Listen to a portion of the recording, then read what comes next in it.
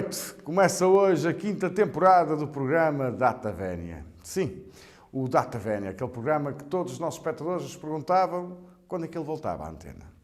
E agora, cá está. Paulo Ferrinho, jurista, 50 anos, é o autor deste programa, que já está no ar há 3 anos no Novo Canal. Um programa de serviço público que tem como principal objetivo o de desconstruir a linguagem jurídica. Neste arranque da 5ª temporada do Data Vénia, o primeiro convidado é José Peixoto Lima, presidente da Câmara Municipal de Celurico de Basto. Tem 62 anos, é licenciado em Geografia pela Universidade do Porto. Exerceu durante vários anos o cargo de diretor do Departamento de Planeamento e Serviços Socioculturais da Câmara Municipal de Celurico de Basto, no qual trabalha há mais de 30 anos.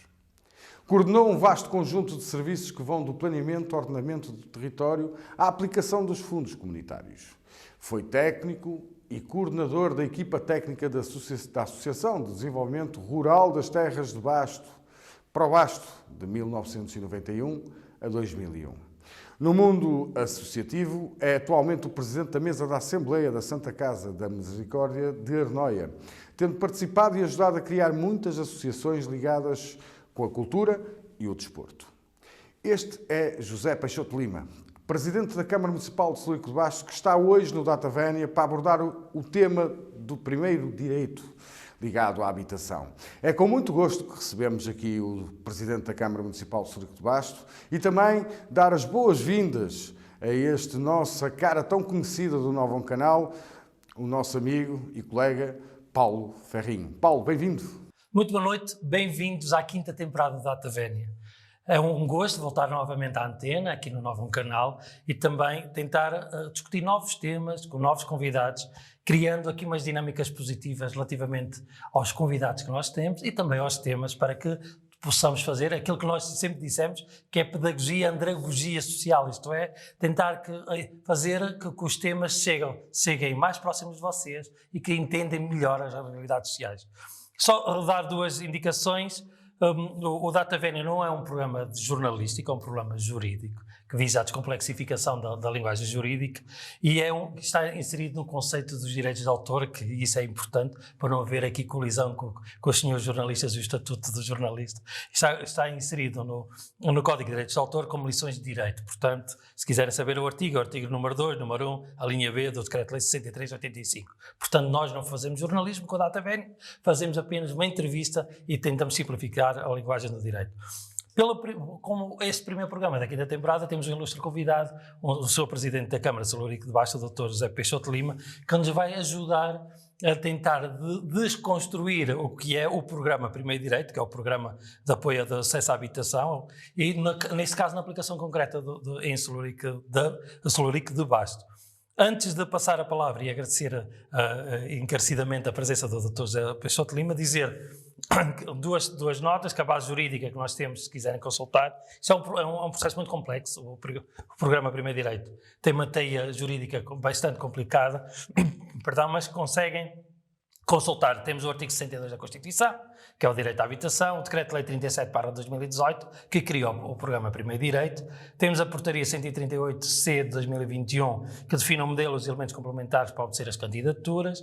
A Portaria 230 de 2018, que regulamenta este Decreto-Lei, que é dá-lhe execução a algumas normas. Temos a Resolução do Conselho de Ministros de 50A de 2018, que define a nova geração de política de habitação, e a Lei 83 de 2019, que aprova a Lei de Bases da Habitação. Portanto, este é o tronco onde vai desaguar este programa Primeiro Direito. Dizer que o programa Primeiro Direito, em termos globais orçamentais, tem 1,170 mil milhões e que visa proporcionar 26 mil habitações até ao segundo trimestre de 2026. Este é o objetivo genérico a nível nacional para o programa. É financiado 100% pelo Plano de Recuperação e Resiliência, PRR, que já está muito vulgarizado.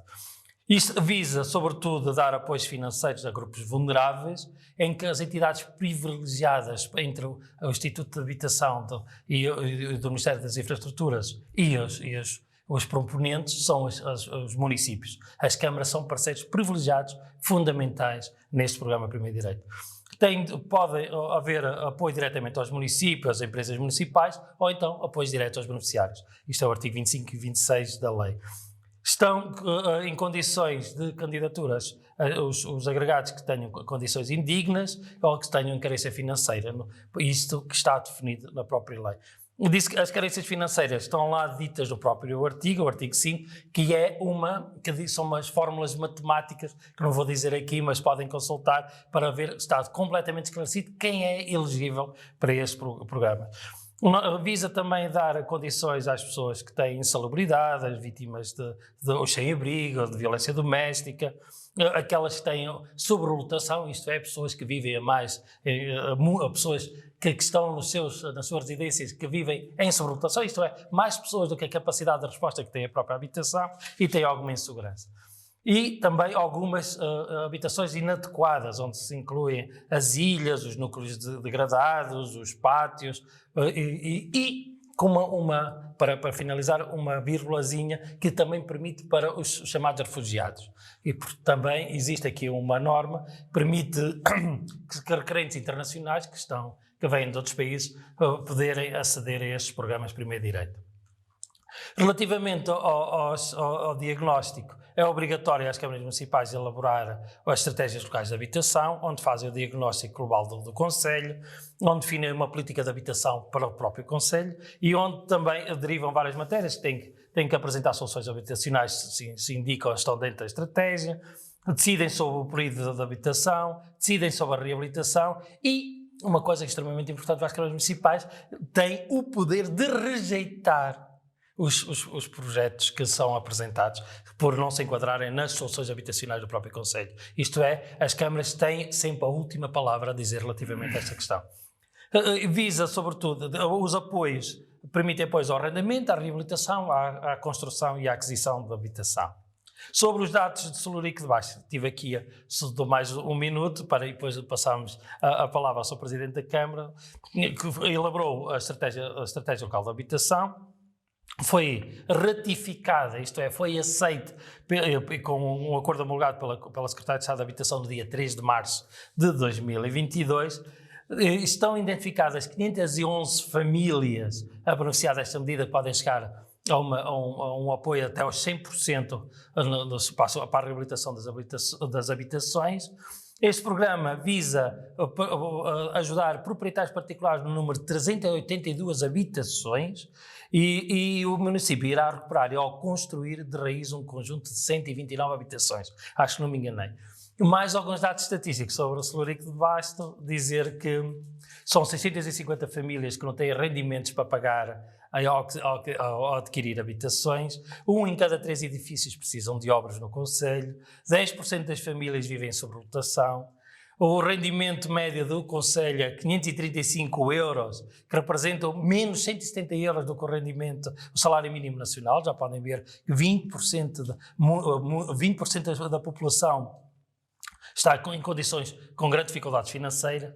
Mas um dado curioso é que o poder de compra de Celurico de Basto, da Câmara que o Sr. Presidente superiormente dirige, o poder de compra é 57,5% abaixo da média nacional, isto é números de 2019, e tem perdido população ao longo dos últimos anos. O último censo dava 17.645 habitantes.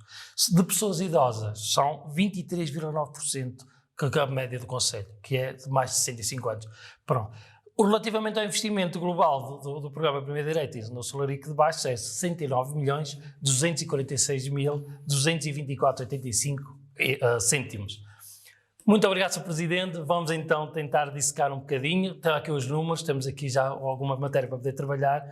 Agradecer-lhe mais uma vez a sua presença. A primeira pergunta que eu lhe faço é que foi difícil elaborar esta estratégia local de habitação, que está extremamente bem feita, deixe-me dizer, embora muito complexa também, deve ter sido um trabalho muito complicado. Foi difícil, ou teve que fazer a ajuda de recursos externos para fazer esta estratégia. E muito obrigado por vir ao primeiro programa do Data Vénia. Muito obrigado. Eu é que agradeço o convite que me foi formulado para falar desta situação que é tão premente e tão importante para as nossas comunidades locais. Como referiu e bem, aliás, já foi profusamente apresentado nas suas linhas gerais esta estratégia local de habitação.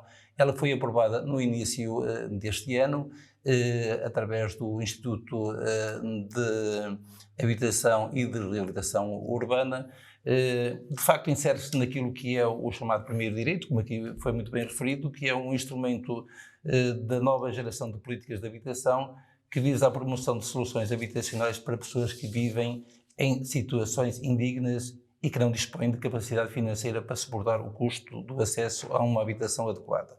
E este princípio é um princípio nobre no qual foi conferido pela primeira vez, diria, um grande papel, um papel de relevância às autarquias locais. Não só na elaboração dessa estratégia local de habitação, é um programa e um plano, no fundo, com a complexidade que aí referiu. O município de Celurico de Basto recorreu a uma entidade externa, que foi a Universidade de Aveiro, para a sua elaboração, sendo certo que os serviços técnicos ligados à parte do planeamento e, sobretudo, da ação social, colaboraram de uma forma muito estreita, sobretudo... Sr. Presidente, estes custos foram também financiados para a elaboração da estratégia. É que é para não pensarem que foi a Câmara que pagou, porque são estudos caríssimos. Foram coparticipados na sua totalidade. Só teve que escolher a entidade adjudicante para fazer esta estratégia. Muito bem. E acho que escolhemos bem, porque, de facto, são técnicos porque vêm do mundo universitário, mas também, sobretudo, porque já têm muita experiência na elaboração deste tipo de instrumentos. O trabalho de campo foi elaborado pelos serviços municipais ligados à parte da ação social. O município tem uma equipa bastante vasta que presta um conjunto vasto de serviços, não só através da Câmara Amiga, mas também do Celurico Mexer.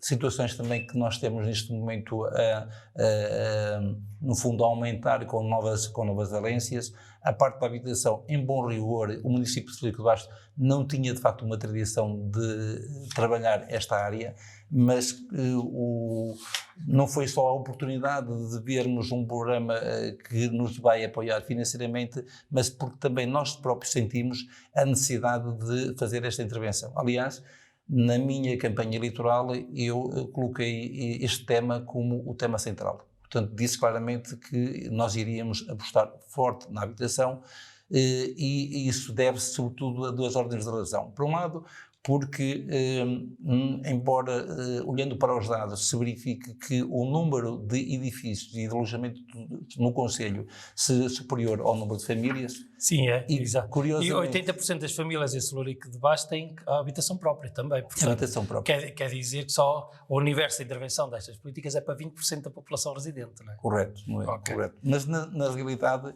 nós temos muita habitação que é de população imigrante. Portanto, são edifícios e alojamentos que não estão ocupados, mas que também não estão disponíveis para o mercado do arrendamento, por exemplo.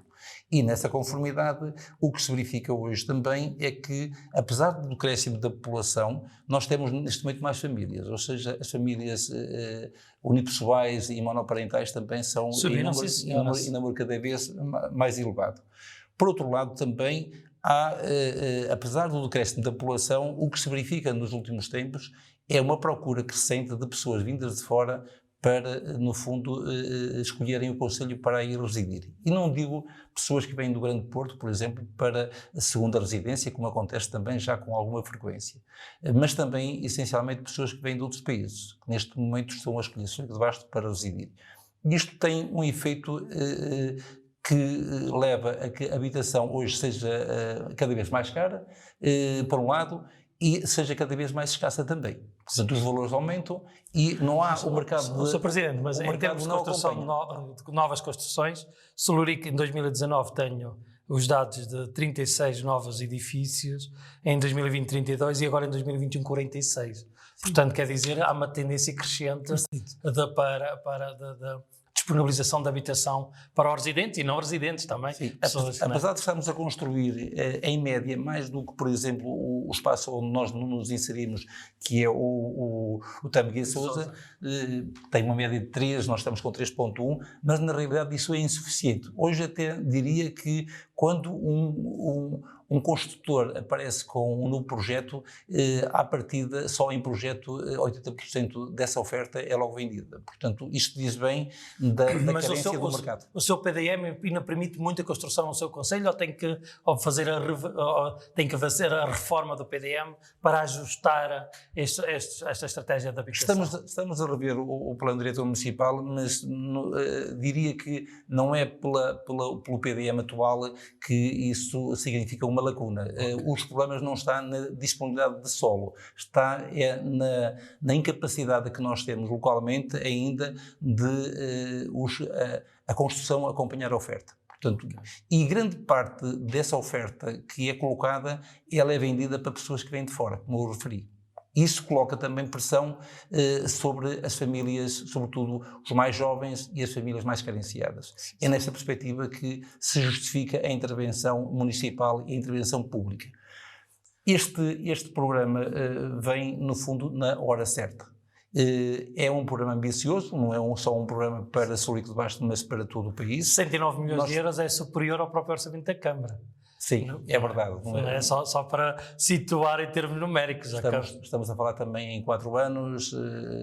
O orçamento da Câmara é bem menor a este valor. Sim, agora atualmente está acima dos 20 milhões e esperamos... Sr. Presidente, já que estamos a falar do número, qual vai ser a parte que cabe à autarquia nestes 69 milhões? Paga-se, o Estado dá 69 milhões de euros à autarquia ou só parte destes 69 milhões é que são suportados pelo Estado? Qual é a divisão? Qual é a proporção? Nós das 511 famílias que muito bem identificou, dentro daquelas, dentro das respostas que nós temos que encontrar, seja na inadequação, ou seja, a incompatibilidade do fogo com pessoas nele residentes, a insalubridade e segurança, são a maior parte delas também.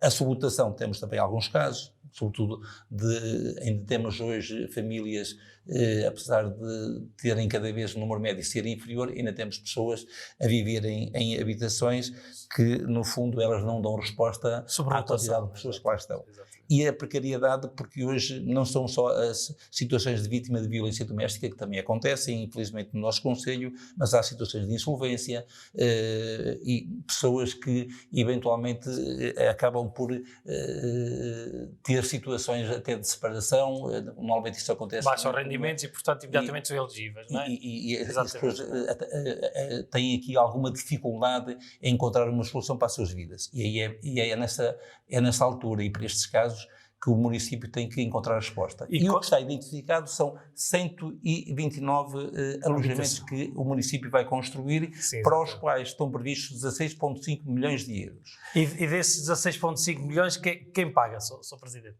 Quem paga, nós, se formos, e como referiu, se tivermos a felicidade de o programa ser financiado pelo PRR, o financiamento é 100%, se for dentro daquilo que está contratualizado serão 50%, ou seja, o município cerca de 50%. 8 milhões é para o município? Será um município que não conta para o endividamento e teremos que contratualizar, digamos, um empréstimo para esse efeito. Não contando para o endividamento, mas conta como dívida para a própria Câmara. Claro, portanto, mas também a situação está completamente estabilizada. Isso poderá implicar um encargo anual na ordem dos 350 a 400 mil euros, portanto, o que não... Existem almofadas financeiras para... Há almofada financeira para esse efeito, até porque também as próprias habitações que nós iremos construir, elas próprias irão gerar também alguma receita, sendo que ela será... Vão colocar no mercado de arrendamento também. Vamos colocar no mercado de arrendamento, portanto, serão claro, rendas a preços acessíveis, mas no fundo também irá gerar alguma... Relativamente ao arrendamento. Deixa-me só para terminar, para lhe referir que dentro desse plano municipal dos 16,5 milhões de euros, nós vamos reabilitar 10 escolas primárias que estão abandonadas e vamos construir nos principais núcleos urbanos, ou seja, Sourico, a Vila de Sourico, a Vila de Fanmil, a Vila de Gandarela e a Vila da Mota. É nesses aglomerados onde, no fundo, há a maior pressão também das famílias e das pessoas e da procura, que vamos, no fundo, encontrar as respostas públicas. Quando me falam em 66 milhões de euros, as pessoas de facto ficam espantadas.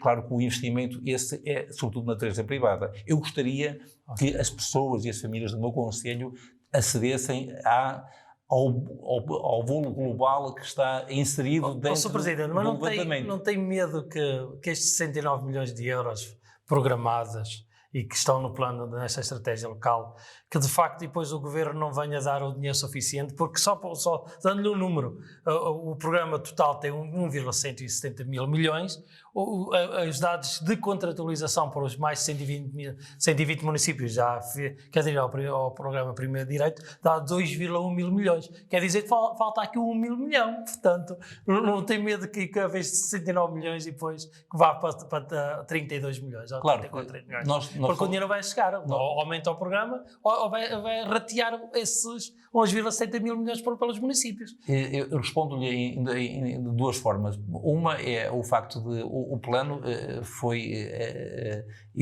foram identificadas as famílias, como referiu, aquelas que têm enquadramento legal, e o enquadramento legal é muito amplo, porque as famílias podem ser enquadradas no limite até 4 IAs de rendimento, o que significa que todas aquelas famílias que têm um rendimento médio familiar inferior a cerca de 1.750 euros poderão ser elegíveis. Depois há outro tipo de condições que também têm que cumprir. Mas, na realidade, digamos que o leque é muito diverso. O plano também não é um plano fechado, ou seja, o plano identificou essas 511 famílias, mas à medida que ele vai sendo elaborado, nós hoje, por exemplo, já temos situações em que, por impossibilidades legais, há famílias que não conseguem, no fundo, serem elegíveis para este programa. Mas há outros programas, mas há outras também que nós próprios e as outras freguesias já identificaram que vão ser incluídas. Se me disser que todas as famílias que nós identificamos, o número, vamos atingi-lo? As 511 famílias? Provavelmente não, não é? Okay. O próprio Instituto disse-nos que se vocês conseguissem 50% já seria excelente. Okay. Contudo, este é o chapéu que nós construímos. Depois, a forma como vamos lá chegar e os valores que vão ser envolvidos serão as próprias candidaturas que os irão ditar. Em todo o caso, deixe-me dizer que o que é que a Câmara Municipal está a fazer para esse efeito. Para além do plano que já está elaborado e está contratualizado, nós neste momento temos 3 equipas a trabalhar no terreno. Uma delas é a equipa de ação social, que tem que fazer o enquadramento social de cada uma das famílias. Depois temos também uma pequena equipa na área da engenharia e da arquitetura, que não só estão a dar apoio àquilo que são os nossos projetos e as nossas candidaturas, mas essencialmente também dar apoio aos privados, verificando das condições dos mesmos e até ultrapassando situações que muitas das vezes têm a ver com licenciamentos e outro tipo de situações que, no fundo, podem emperrar os processos da candidatura. E temos uma terceira equipa, que é uma equipa que está especialmente vocacionada para submeter as candidaturas de financiamento. Porque onde é que normalmente estes programas acabam por... Então, quer dizer que todas as pessoas desse Lurico de Basto que queiram ou tenham dificuldade de acesso à habitação, inserido neste requisito, seja por dificuldades, sobre lotação, por questão de algum problema também de violência doméstica e outras questões, pode-se dirigir à Câmara, porque a Câmara tem um gabinete específico para ajudar essas pessoas na instrução da candidatura. Com certeza. Porque muitas destas pessoas têm fraca literacia, como se sabe, são com algumas famílias estruturadas, portanto, e também com fracas de recursos, sobretudo para saber como é que se processa, ler a lei, saber se estão dentro dos requisitos. Que qualquer pessoa de Lurico de Basto se dirigir à Câmara a dizer assim, eu preciso de uma habitação, o Sr. Presidente garante que será recebido e orientado nessa questão. Até lhe digo mais, eles normalmente não precisam de se dirigir à Câmara, são os próprios serviços que se dirigem aos locais, tentam identificar essas situações, algumas delas de lacuna, os próprios Presidentes da Junta também acompanham esses processos. Nós já fizemos um conjunto de sessões, não só com as juntas de freguesia, como também para o público em geral, com técnicos do próprio Instituto que realizaram sessões de informação e de esclarecimento. Vamos continuar também a fazer este trabalho nas próprias freguesias e a ideia é precisamente essa, é termos um programa e um instrumento completamente dinâmico que, no fundo, vá de encontro às famílias que estão identificadas e aquelas que eventualmente não consigam lá chegar, verificar as outras que preenchem os requisitos e nenhuma delas não vá a jogo porque, na realidade, não teve quem os apoiasse. Isso a Câmara Municipal garante que estará ao lado deles para o fazer. Não tem medo que esta crise que se está a instalar esta crise económico-financeira que se vai instalar, a nossa economia cada vez está mais depressiva, não é? Que estas 511 famílias sejam nitidamente menor ou em termos de impacto do que aquilo que vai acontecer. Quer dizer que as pessoas com a perda de rendimentos constante que está a ter e o aumento previsível do desemprego por esta questão da inflação e do abrandamento da economia, não tem medo que possa aumentar este número de insularico de basto, que haja necessidade de reequacionar esta estratégia para abranger mais famílias. Acredito, isso vem de acordo com aquilo que lhe referi, por isso é que eu digo que isto é um instrumento dinâmico, até para essa situação, porque é óbvio que haverá situações que inicialmente foram identificadas de famílias que possam não preencher hoje os requisitos, e não é só os requisitos do ponto de vista financeiro, porque esses foram verificados. São as questões, no fundo, que têm a ver com aquilo que eu referi, a própria habitação pode ter um qualquer problema que não lhe permite, não é, aceder ao programa ou até a própria família preencher, no fundo, as condições para, em termos de entendimento. Há, por vezes, situações de partilha, situações de propriedade, situações que têm a ver com os licenciamentos e o não cumprimento dos mesmos. Portanto, há muitas situações, infelizmente, também ainda para, no fundo, se partir pedra e se resolver essas situações.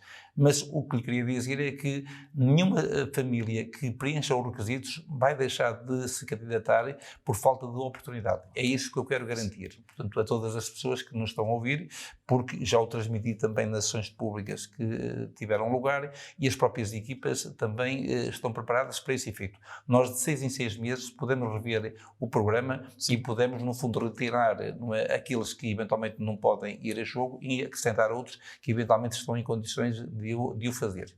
Sr. Presidente, as estratégias locais de habitação devem estar inseridas numa coisa que se chama Carta Municipal de Habitação. Solarico de Basto tem uma Carta Municipal de Habitação? Não tem, mas está neste momento a elaborá-la.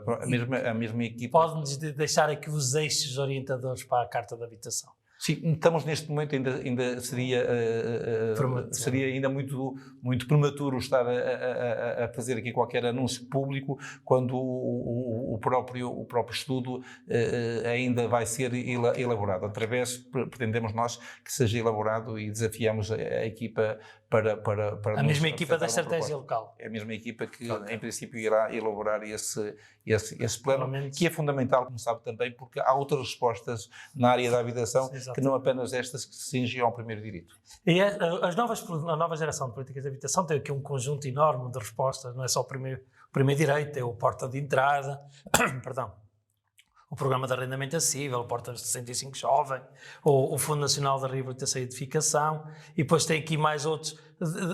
A Câmara Municipal, além da intervenção que faz neste primeiro direito, ajuda também as famílias a orientá-los, se não é elegível para o primeiro direito, mas pode ser elegível para o Porta 65 Jovem, por exemplo, ou pode ser elegível para o Programa de Arrendamento Acessível. Tem os serviços na Câmara, além específicos, que possam orientar depois as pessoas nestas estratégias da política de habitação. Nós temos implementado já aquilo que nós designamos um gabinete de apoio ao investidor, que juntamente, eles funcionam em conjunto, o gabinete de apoio aos fundos comunitários, e esse serviço tem a responsabilidade não só de elaborar as candidaturas do município aos vários programas que vão surgindo, mas também olhar para aquilo que são as possibilidades de apoio e de investimento, não só para as empresas, mas também para as famílias.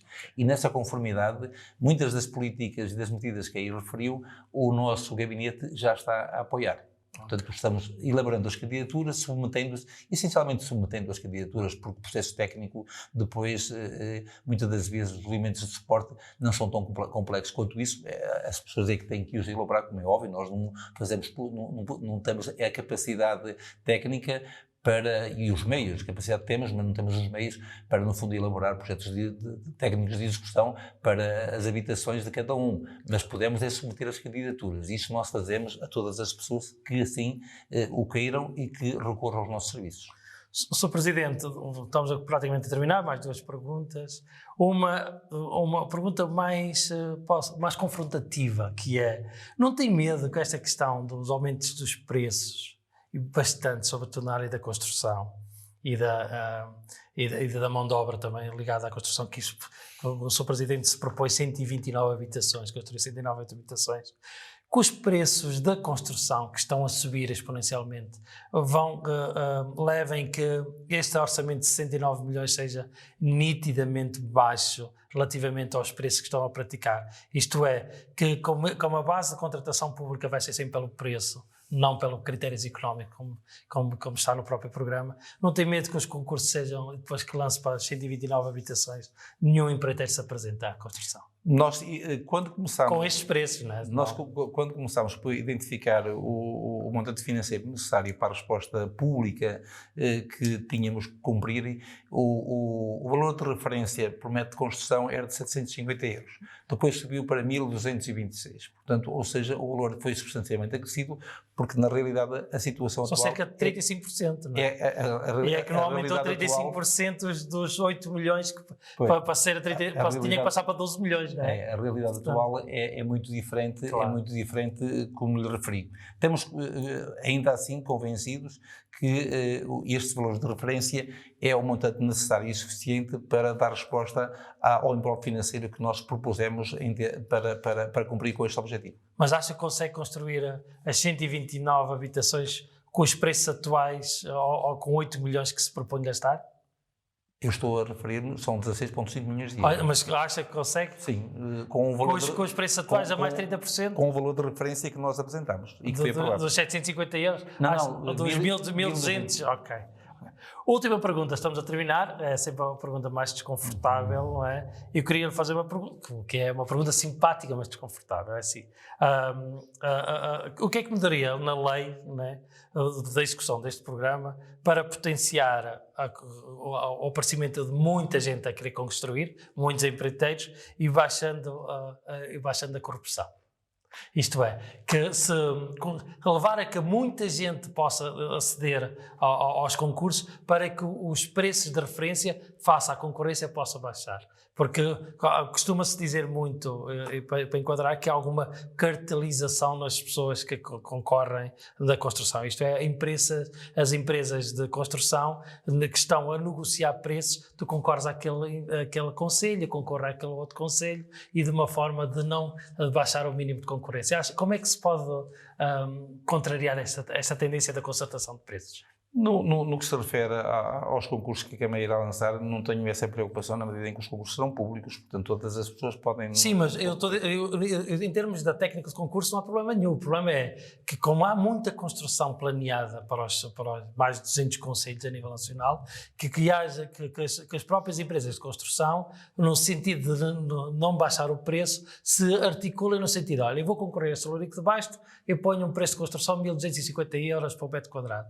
E outra empresa, então eu vou concorrer à Penafiel, eu ponho também os 1.250 ou os 1.300. E não aparecerem várias empresas a concorrer à mesma empreitada para não baixar o preço, está a perceber? Pois. Porque é essa possibilidade, porque já houve no passado situações de igual forma, claro. Que é cartelização dos preços. Nós, como sabe, as entidades públicas só têm uma forma de resolver essa situação, no fundo, tornar os concursos o mais amplos possíveis, portanto, ou seja, e o concurso público, do meu ponto de vista, é a modalidade que o garante, no sentido de levar a que haja uma concorrência perfeita, não é? E quando há uma concorrência perfeita, como são muitos potencialmente a poder concorrer, tenderão a que essa situação de concertação de preços não exista, não é? E haja sempre, não é, a possibilidade de obtermos o preço mais justo e o preço também de mercado. Hoje, essa não é a minha preocupação. A minha preocupação hoje... Quando é que pensa lançar os primeiros concursos relativamente a estas obras, a 129 habitações? No primeiro semestre do próximo ano. Estamos neste momento a ultimar os procedimentos para os projetos técnicos de execução. Como sabe, nós podemos fazer logo as candidaturas ainda na fase do estudo prévio, e depois os projetos de execução serão elaborados numa fase posterior. Mas dizer que neste momento o que nos preocupa mais é sobretudo termos a capacidade, ter o mercado a capacidade de execução, porque hoje as empresas de construção civil, por via das últimas crises, também tiveram uma redução muito forte do seu efetivo e hoje têm muita dificuldade em aceder à mão de obra. Essa é a primeira preocupação. Depois são os preços que hoje estão, infelizmente, muito caros. Em alguns materiais, então, no ferro, não é, nos bituminosos, por exemplo, quando se trata de vias, não é o caso aqui, claro, que está em jogo, mas muitos materiais Hoje, no fundo, os preços são, de facto, muito altos. Nós estamos sempre à espera que os preços, no fundo, reduzam para os valores médios, se não forem aqueles que tínhamos há uns tempos atrás, pelo menos que venham para valores que nos parecem mais justos em termos de mercado. Essas são, de facto, as nossas grandes preocupações. A capacidade de execução e a alta de preços que hoje se verifica. E o prazo, porque é, de facto, muito curto. Ou seja, nós vamos ter... Até 2026, não é? Nós vamos todos, privados e autarquias, empresas, não é? Temos aqui um desafio tremendo para tentar cumprir. Daí a possibilidade de diminuir a concorrência e aumentar um pouco a opacidade desta questão da gestão da... Mas eu estou muito confiante, porque, e isto quando me fez a pergunta, diria, mais do que alterar a lei, era a garantia. Se nós tivéssemos nos municípios a garantia que o plano de resolução e de resiliência chegue, não é, em termos de envelope financeiro para todas estas respostas que vamos apresentar, eu estou convencido que todos os municípios iriam cumprir com os seus planos e iríamos cumprir também com os prazos que estão hoje determinados e que, como referi, para terminar, são um desafio que se nos colocam a todos. Então, temos a inauguração destas 129 habitações até setembro de 2025, onde deixa o cargo ou não? Sim, eu espero bem que nessa altura estejam todas concluídas, embora sendo certo que ainda há aí alguns meses para o terminar. Ainda quer inaugurar estas 129 habitações, ainda quer ser o promotor a entregar as chaves a estas 129 não posso garantir, mas gostaria. Muito obrigado, Sr. Presidente, pela sua presença. Foi uma conversa muito simples e muito tranquila. Tentámos desconstruir aqui alguns conceitos e trouxe também à colação a realidade do Celúrico de Baixo, que é um dos conceitos em termos económicos mais deprimidos do Dr. Miguel Sousa. Estamos também a ultrapassar essa situação. Tem algumas dificuldades de afirmação também pela sua interioridade, é normal. Portanto, é um conceito muito bonito. Parabéns, está de parabéns. E também está de parabéns pela estratégia local. Espero que a Carta de Habitação... É um conselho hoje cada vez mais procurado e tenho a certeza absoluta que, apesar do decréscimo da população que nós registramos, hoje, felizmente, é um conselho muito procurado por pessoas de fora, mesmo por pessoas, como eu referi, do estrangeiro, e esses são também os sinais, digamos, de esperança que nós temos face ao futuro. Aconselho a todos os nossos telespectadores do novo canal a ir a Celúrico de Baixo e conhecer a gastronomia, que é fantástica também. Portanto, as gente só sabem receber... É a capital das camélias e o solar do vinho verde. Tenho um minuto para convencer os telespectadores do novo canal e do DataVenue a ir a Celúrico de Baixo. Dois marcos importantes para que as pessoas vejam e que vão conhecer Celúrico de Baixo. Dois marcos assim que sejam fundamentais para a identidade do próprio conceito. É o nosso território, o território de Celúrico de Basto se insere num território mais amplo que são as terras de Basto, a terra de Basto que já era, antes de Portugal ser Portugal, uma terra de facto muito antiga e na realidade a natureza impõe-se nesse espaço e temos também uma gastronomia e um património fantástico. Já me convenceu com a gastronomia. Muito obrigado, Sr. Presidente. Obrigado a todos os seus telespectadores. Foi o primeiro DataVenue desta quinta temporada. Vemo-nos para a semana. Muito obrigado. Foi realmente 35 minutos onde nós podemos perceber como é que funciona o programa Primeiro Direito de Habitação. Muito obrigado, José Peixoto Lima, Sr. Presidente da Câmara Municipal de Celúrico de Baixo. Seja sempre bem-vindo a este canal que também faz a informação desse lindo concelho, dessa bonita terra que é Celúrico de Baixo. Quanto a ti, Paulo Ferrinho, marcamos encontro aqui na próxima sexta-feira. Já sabemos quem é o convidado. Vamos ter a honra de estar com o Secretário de Estado do Desporto e da Juventude, João Paulo Correia. Até lá, desejo-vos um bom fim de semana e uma excelente semana. Boa noite.